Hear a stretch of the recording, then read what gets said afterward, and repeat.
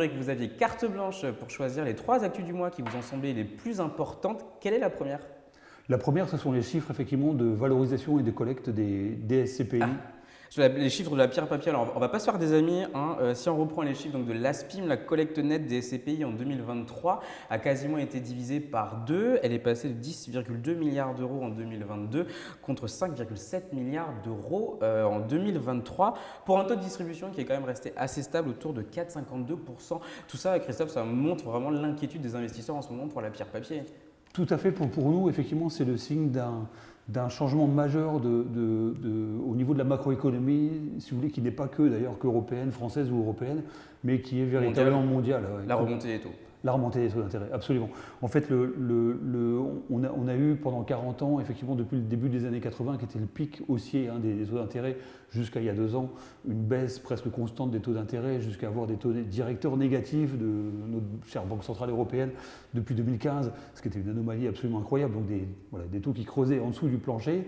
Et depuis 2 ans, on sort de ce cycle de baisse constante des taux d'intérêt pour entrer dans un nouveau cycle de hausse des taux d'intérêt qui durera probablement, comme tous ces cycles-là, 30 ou 40 ans. Et comment ça se traduit concrètement pour les produits financiers, pour les fonds d'investissement immobilier? Comment ça se traduit? Est-ce qu'il faut y aller en disant on peut aller chercher des opportunités et profiter des bonnes affaires, ou est-ce qu'il faut se dire plutôt faire comme beaucoup d'investisseurs et récupérer ces billes avant que la baisse ne soit trop forte? Alors nous, on ne va pas se faire des amis, nous on n'y va pas du tout, d'accord, mais pas du tout. On n'y allait pas déjà avant, on fait partie des rares cabinets, je pense, qui annonçaient que effectivement les taux négatifs, les taux réels négatifs ne pouvaient pas rester en fait éternellement là où ils étaient.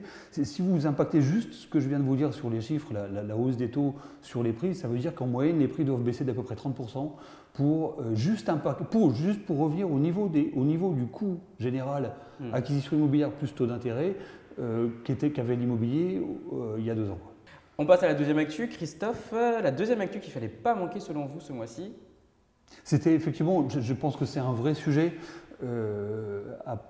multidimensionnel qui est effectivement la loi industrie verte sur le private equity qui vise à contraindre des investisseurs, même à partir de très peu d'encours, à investir dans le private equity. Alors effectivement, on le rappelle, l'article 5 de la loi Industrie verte prévoit une obligation pour les détenteurs de PER d'investir une partie de leur allocation dans les actifs non cotés, entre 2% et 15% en fonction de leur profil de risque. Il y a des craintes du marché, il y a des craintes côté conseiller, on en parle justement dans le dernier magazine Actif. Il y a des craintes côté conseiller par rapport au devoir de conseil, il y a des craintes côté assureur par rapport à la liquidité. Est-ce qu'il y a des craintes chez vous, Christophe Rochard?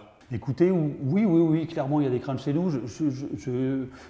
Toujours lié effectivement au contexte macroéconomique qu'on traverse et dont on a parlé précédemment pour l'immobilier, qui est celui de la hausse des taux d'intérêt. Le private equity, si vous voulez, sont des investissements non liquides, sont des investissements qui sont très souvent, pas toujours, mais très souvent faits effectivement à crédit dans le cadre de LBO, d'opérations d'achat avec effet de levier de crédit. Et effectivement, quand vous avez des taux de crédit à 0,1 et que vous passez à 5, 6, 7%, voire beaucoup plus sur les parties de dette mezzanine, si vous voulez, les impératifs de rendement des entreprises dans lesquelles vous investissez ne sont pas du tout les mêmes et ça crée un énorme sujet. C'est-à-dire qu'en fait, au-delà même de cette question de l'obligation, pour vous, il y a la question du momentum, c'est que ce n'est pas le moment en fait, pour l'instant d'ouvrir les vannes sur le private equity aux particuliers, c'est ça? Oui, il y a une question sur la résilience en fait, de la classe d'actifs. Tout à fait, je pense que c'est vraiment pas du tout le moment. Je pense que c'est d'ailleurs ce qui explique la raison du caractère contraignant et obligatoire. Il faut quand même voir qu'il me semble, en tout cas, moi, ça fait 20 ans que je fais ce métier, je n'ai jamais vu d'obligation faite à des citoyens d'investir sur quoi que ce soit. Jamais. Là où on va obliger par la loi des gens, à partir du moment où ils ont un profil un peu, vous voyez, à investir sur une certaine classe d'actifs qui est illiquide, qui est probablement une des plus dangereuses, qui était considérée d'ailleurs jusqu'à il n'y a pas si longtemps par l'autorité des marchés financiers comme une des plus dangereuses qu'il fallait réserver aux investisseurs professionnels sur option ou institutionnels ou professionnels sur option à partir de 100 000 euros. Pour la plupart des FCPR, c'est le cas. Et aujourd'hui, effectivement, on la vend à partir de 15 euros, si vous voulez, voyez, à n'importe qui. Et là, même maintenant, exactement. Et pour la troisième actu, Christophe, vous vouliez revenir sur la saga H2O. Oui, tout à fait, tout à fait. Le H2O donc, vient de rembourser, de procéder effectivement à un remboursement qui est une partie du remboursement des side pockets. Alors, ils ont annoncé un deuxième remboursement de 70 millions d'euros. Il y en avait déjà eu un annoncé de 250 millions d'euros fin janvier 2023. Alors, peut-être un petit rappel des faits, parce que c'est une saga quand même qui est très longue, hein, qui date. Le scandale H2O, c'est 7 fonds plantés par des lignes illiquides cantonnées dans des side pockets. Ce sont des milliers d'épargnants lésés, dont une bonne partie qui a déposé plainte, estimant leur préjudice à 717 millions d'euros. Et c'est aussi une sanction de 75 millions d'euros infligée par l'AMF à l'encontre de la société de gestion, 15 millions d'euros infligés à l'encontre de son dirigeant qui a été interdit d'exercer en tant que gérant ou dirigeant d'une société de gestion pendant 5 ans. Et malgré tout ça, Christophe Brochard, vous faites partie des rares, très rares CGP à encore défendre H2O. Pourquoi ? Tout à fait.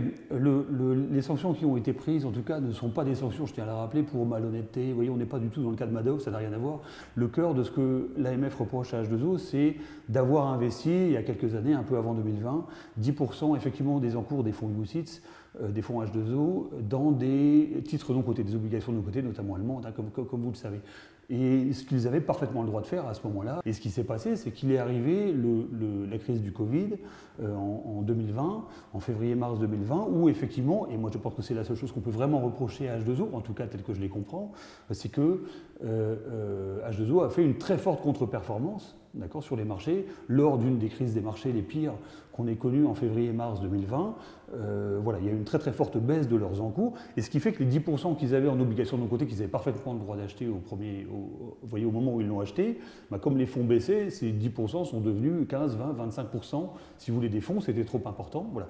Là, à ce moment-là, l'autorité des marchés financiers s'est effectivement tournée vers H2O en disant cette poche est trop élevée.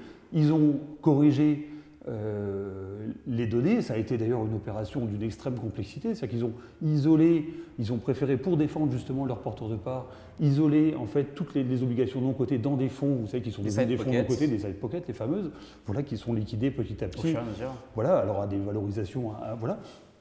Et pour laisser les autres fonds qui, eux, par contre, sont incroyablement liquides, continuer à exister. Mais les sanctions sont quand même fortes, hein. Les 5 ans d'interdiction d'exercer à l'encontre de son dirigeant, c'est quand même fort. C'est uniquement parce qu'ils ont mal géré les arbitrages ou... Les sanctions sont extrêmement fortes, elles sont même historiques, hein, je pense, pour des sociétés françaises. Pour l'instant, elles ne sont pas suivies, bizarrement, des autorités anglaises, où H2O est implanté aussi. En tout cas, ça a l'air un truc en France. Les sanctions sont extrêmement fortes, ils ont fait appel, on verra ce que le Conseil d'État décide. En février-mars 2020, vous avez une quantité absolument astronomique de fonds prudents, si vous voulez, qui ont fait moins 20% dans ces phases de marché. Et aujourd'hui, effectivement, le cœur de, quand on regarde l'argumentaire de l'autorité des marchés financiers, ce qu'on reproche à H2O, c'est d'avoir acheté 10% de leurs encours en obligations, ce qu'ils avaient parfaitement le droit de faire, et de ne pas avoir anticipé que quelques années plus tard, il y aurait une crise majeure, et que cette crise allait faire que... Voilà. Et on peut s'étonner, en tout cas, de ce qu'on reproche ça à H2O, pas à d'autres sociétés de gestion. Donc vous leur faites encore confiance. Et surtout, évidemment, s'il y avait eu la moindre accusation, si vous voulez, de malhonnêteté, de détournement de fonds, de quoi que ce soit de cet ordre-là, on serait parti en courant, si vous voulez, d'H2O. Il faut quand même savoir que depuis la création des side pockets, en fait, pour chacun des fonds, que ce soit les fonds prudents ou les fonds les plus dynamiques d'H2O, 100% des side pockets ont été récupérés par les performances depuis. Ce sera tout pour notre petit tour de l'actualité. Merci Christophe.